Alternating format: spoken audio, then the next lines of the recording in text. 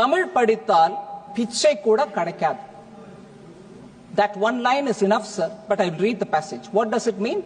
If you learn Tamil, even bhiksha, meaning a beggar cannot also survive.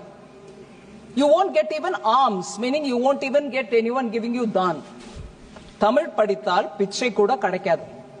Tamil படித்தது பிச்சை எடுப்பதை தவிர வேற உயிர் வாழ ஒன்றுக்கும் பயன்படவில்லை என்பதோடு இதற்காக செலவு செய்த காலத்தை வேறு துறையில் செலவிட்டால் வாழ்வில் பயன் ஏற்பட்டிருக்கும் என்பதை 100 ஆண்டுகளுக்கு முன்பே தமிழ் கற்ற ஒரு அனுபவ புலவர் பாடியுள்ளார்.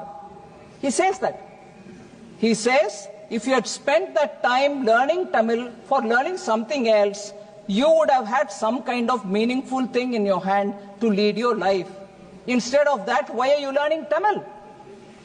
The person who said this, quoting a poet who lived 100 years ago, you're keeping a picture in your offices, in your everywhere.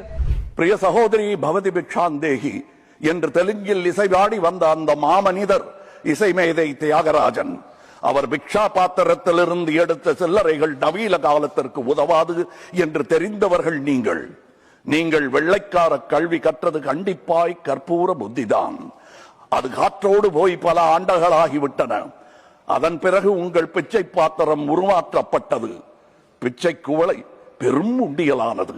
அந்த உண்டியலை உடைத்து நிதி திரட்ட உதவுவோர் இன்று தமிழரை பார்த்து என்ன சொல்லுகிறீர்கள்? தமிழ் பிச்சை எடுக்க கூட உதவாதா? ஓரளவு உண்மைதான். ஒரு தெற்கத்தி அறிவுரை தங்காய், தமக்கென உங்கள் நிதியை திரட்ட ஆங்கிலத்தில் இந்தியில் பிச்சை எடுக்கலாமே. தமிழ் பிச்சை எடுக்க உதவாது, திருடவும் உதவாது. தமிழன் பிச்சை எடுக்க மாட்டான், அதுவும் உங்கள் பிச்சையை ஏற்கவே மாட்டான். தங்கச்சி, ஓட்டையும் நாட்டையும் இந்த கமலஹாசன் விற்கவே மாட்டான். உங்கள் சாபங்களில் எங்களுக்கு நம்பிக்கை இல்லை. Please conclude. உங்களுக்கு இருக்கக்கூடும் என்ற நம்பிக்கையில் நீங்கள் உணர என் திட்டத்தை சாபமாய் போடுகிறேன். கருணையுடன் நீங்களே ஏற்பீர்.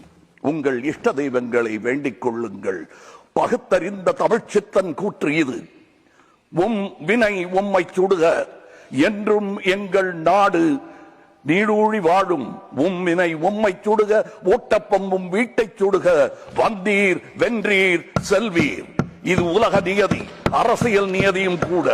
வீழ்க வளமுடன், தமிழ் என்றும் வாழும் நலமுடன். வணக்கம் அவை வந்தடைந்த தலைவர் கூட்டத்திற்கு. சென்றும் வருவேன், நாளை எமதே. உங்கள் கமல்ஹாசன். ஜெய்ஹிந்த்.